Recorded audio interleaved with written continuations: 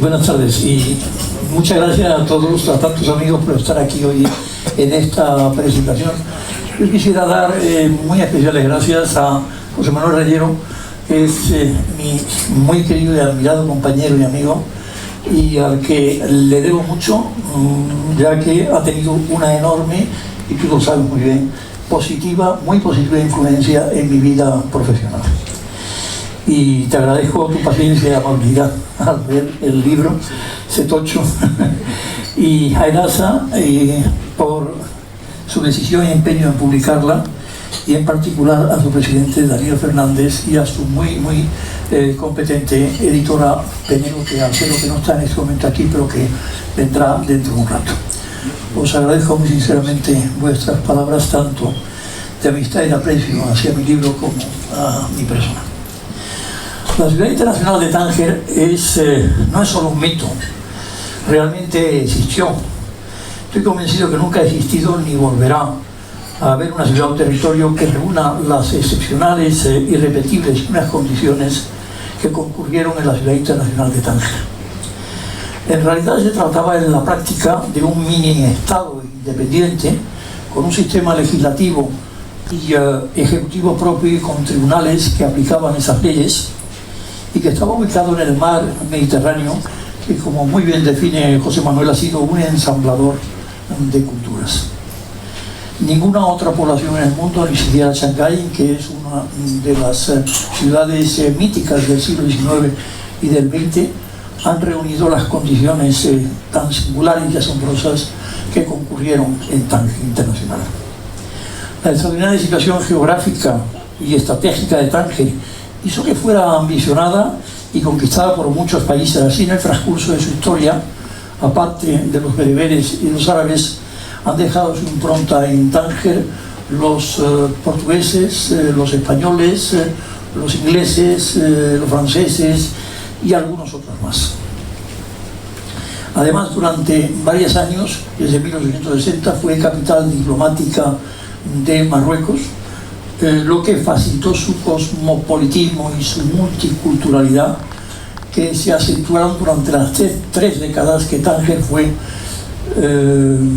internacional, que se mantuvo como ciudad internacional, en la que convivieron en paz y mutua tolerancia individuos de muchas etnias, religiones, culturas, nacionalidades y lenguas.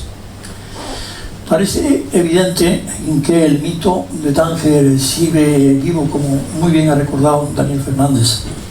En menos de un año, que yo sepa, se ha publicado más de media docena de libros sobre Tánger, solamente en español, que yo conozca en español, que tienen como protagonista a Tánger. Además, hay muchos artículos y reportajes sobre Tánger constantemente. Si esto es así, pienso que ustedes se pueden preguntar, ¿para qué otro libro más?, ¿no?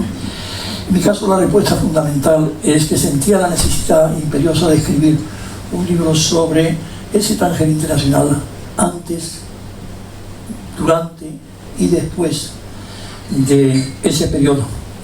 El impulso definitivo me llegó a través de mi buen amigo y compañero Rafael Gómez Pesagua, que está aquí presente, al que le agradezco ese impulso, que me apremió a empezar a trabajar en ella. Después de bastante tiempo lo he terminado. He intentado descubrir el nacimiento, desarrollo, esplendor y decadencia de la ciudad, y paralelamente contar la saga durante varias generaciones de una relevante familia tangerina, los Cardona, relacionada con otras muchas familias de la ciudad. En su redacción he tenido básicamente en cuenta tres consideraciones. La primera es que debía salirme de los caminos trillados utilizados durante muchos años por escritores de fama universal, que casi todos ellos presentaban a Tánger como una ciudad tortuosa, triste, peligrosa y libertina, cuya actividad se centraba básica y fundamentalmente en el contrabando, en el espionaje, en las drogas y en el libertinaje. Tánger, con sus sombras, que sí que las tenía esas sombras, no era así, ya que fundamentalmente era una ciudad libre, alegre, segura trabajadora, tolerante y bastante culta. La ciudad que aquellos escritores describieron en realidad nunca existió. Es una pura invención, es una mentira, una fantasía o a veces una pesadilla que en muchos casos, como lo reconoció el propio Bowles, era producto del hashish, del kif o de las drogas. En general, los tangerinos que hemos vivido en Tánger, en la ciudad internacional, no nos identificamos en absoluto con las novelas, por ejemplo, de Bowles, está la célebre El cielo protector, o Déjala que caiga, o con el de Borux en Interson, o en Su almuerzo desnudo. Tampoco compartimos las lucubraciones de otros escritores europeos como Jean Genet o como Paul Morand. Pero lo cierto es que el genio de estos escritores, la fama que tenían, han hecho que sus escritos, aunque sean fantasiosos, aunque no sean verdad, pues eso es lo que ha prevalecido, y han traspasado, esos escritos han traspasado las fronteras y han servido para crear la parte más oscura del mito de Tánger. En segundo lugar, he intentado dar una visión global y no excesivamente localista de la sociedad tangerina. Otros escritores, menos conocidos que los anteriores, pero en su mayoría de gran valía, entre ellos muchos tangerinos o asimilados, ofrecen una visión mucho más creíble del Tánger único. Pero plantean la descripción de la ciudad desde un solo ángulo o enfoque, ya sea musulmán, judío, cristiano o europeo. Creo que son buenos ejemplos de este grupo las maravillosas novelas muy conocidas por todos ustedes de Mohamed Shukri, que en su Pan desnudo trata sobre el triste lumpen tangerino de los más míseros barrios musulmanes de Tánger, que realmente existió, pero que era una minoría en Tánger. O la vida perra de Juanita Narboni, de Ángel Vázquez, que relata magistralmente, desde la visión hispano-gibraltareña, el esplendor y el declive del Tánger internacional. Y también otro valiosísimo libro de Aida Pinto, que se titula Mon passé marocain, que nos cuenta la vida privilegiada de la burguesía judía tangerina. Todos estos tres libros son reales, no son como los anteriores fantasías, son reales, pero están sesgados porque nada más que cuentan una parte de la realidad tangerina. A través de sus escritos se puede pensar que Tánger fue la creación de los judíos, de los marroquíes, de los españoles, de los franceses, de los ingleses. O Tánger fue la obra de todos ellos unidos. Es decir, no se puede pensar en Tánger sin pensar en los musulmanes, no se puede pensar en Tánger sin pensar en los gibraltareños. Todos ellos participaron en la creación de ese Tánger internacional. En último lugar, he intentado recordar, quiero recordar, que Tánger fue para muchos, para muchísimos, una tierra de inmigración, de exilio y en definitiva de refugio. Es bien cierto que muchos de los extranjeros que vivían en Tánger eran altos funcionarios, eran diplomáticos o directores de bancos o comerciantes o gente que no habían ido a Tánger por los motivos anteriormente citados. Pero yo quiero decir, al menos así lo pienso, emigrantes o exilados o desplazados o descendientes de esos emigrantes o exiliados. Todos ellos buscaban amparo o refugio en la ciudad por motivos políticos, económicos o sociales. Los primeros, los políticos, habían huido de las múltiples dictaduras o sistemas autoritarios o antidemocráticos que florecieron por doquier durante el siglo XIX y la primera mitad del XX, y de las persecuciones de las guerras que tales regímenes ocasionaron.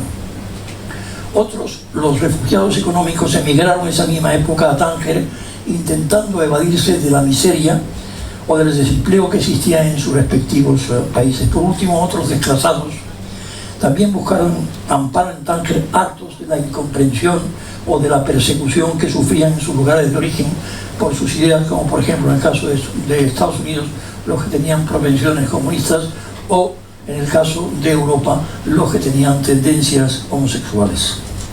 Todos ellos eran distintos a la mayoría.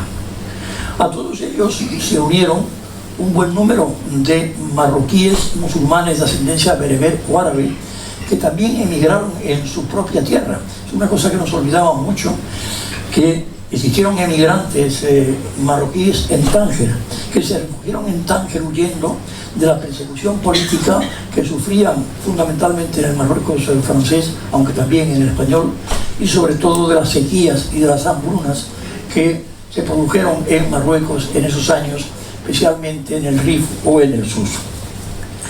Es importante señalar que Tánger fue el único refugio en el que se podían asilar los más importantes políticos marroquíes, como por ejemplo Al-Fassi, Mekki Nasiri y Abdelhada Torres. Todos ellos no podían actuar políticamente en el resto de Marruecos, en su país, y solamente en Tánger tenía una cierta libertad de actuación. Todos juntos, como señalaba José Manuel Reyero, orientales y occidentales se fundieron en el crisol tangerino de civilizaciones. La mayoría encontró en Tánger la paz y la tranquilidad que buscaban y en general un trabajo digno. Consiguieron sacar sus vidas adelante. Pero en contra de lo que se piensa, todos ellos consiguieron sacar sus vidas adelante gracias a un enorme esfuerzo y a mucho trabajo, porque en Tánger nada era fácil. Tánger era una ciudad enormemente competitiva donde se tenía que trabajar muy duro para salir adelante. Sin embargo, en todo caso hace falta reconocer que era una zona privilegiada si se comparaba con el nivel de vida de España o de Europa después de la Segunda Guerra Mundial.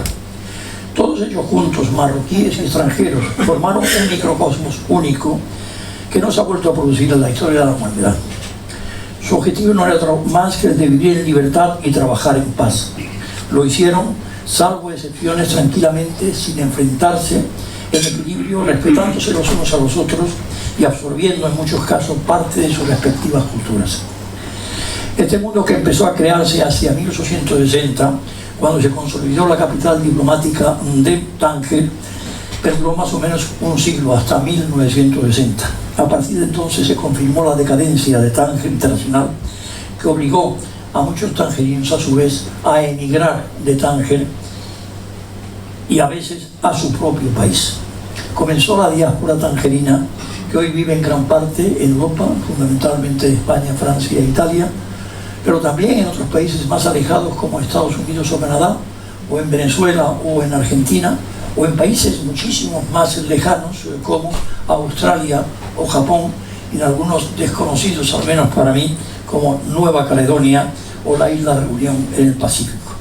No hay un lugar prácticamente en el mundo donde no haya un tangerino.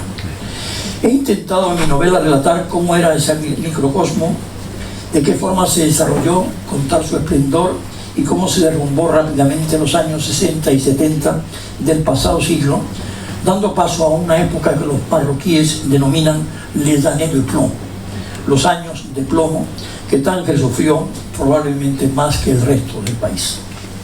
Hoy afortunadamente esta situación se ha paliado considerablemente. Tánger vive un renacimiento que empezó hace unos 20 años, cuando los cambios importantes de la política del país avivaron el afán de progreso que la multiculturalidad ha imprimido históricamente en la ciudad. Hoy bien en Tánger cerca de 1.500.000 habitantes, es decir, 6 o 7 veces más que los que vivían en el Tánger Internacional.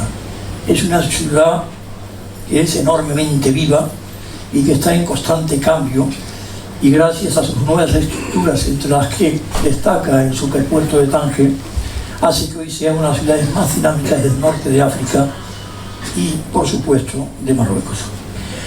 Lógicamente poco o casi nada tiene que ver con nuestra ciudad internacional, pero se puede vivir muy bien en ella, como demuestran muchos antiguos tangerinos que siguen residiendo en la ciudad o que han vuelto para vivir en ellas. En ese Tánger internacional los tangerinos vivían en núcleos organizados en función de multitud de actividades como religión, lengua, cultura, nacionalidad, etc. Algunos de tales núcleos eran como departamentos estancos que no se comunicaban con los otros. pero por el contrario una gran parte de ellos estaban relacionados entre sí. Este era, a mi juicio, el verdadero Tánger internacional. A mí me tocó la suerte de vivir en ese mundo interrelacionado. He intentado contar la vida de algunos tangerinos que vivían en esa privilegiada ciudad, y en particular la saga de una familia, los Cardona, que durante cerca de un siglo, en la novela por supuesto, no solo era una de las principales familias de Tánger, sino que también entroncó con otras muchas familias tangerinas. He entrelazado en su descripción varias historias de ambición, de amor, de odio o de amistad y de lucha protagonizadas por tangerinos de distintas épocas, linajes, culturas y niveles sociales. He intentado describir su esplendor y el declive de muchos de ellos paralelo al de la ciudad en la que vivían. He tratado de contar cómo creo que vivieron ese Tánger hoy casi desaparecido, esos personajes que en ella nacieron, vivieron, trabajaron, sufrieron y amaron, y en muchos casos murieron. Son solo algunas vidas, muy pocas vidas. Muchos de esos personajes que aparecen en la novela existieron realmente. Una buena parte de los hechos que se narran sucedieron más o menos como se cuentan, pero otros muchos hechos y personajes son imaginarios, pero pudieron haber ocurrido o existido en ese Tánger excepcional y legendario. Termino ya. Confío en que les interese mi novela Tánger, y en todo caso les agradezco su atención y sobre todo su benevolencia. Buenas tardes.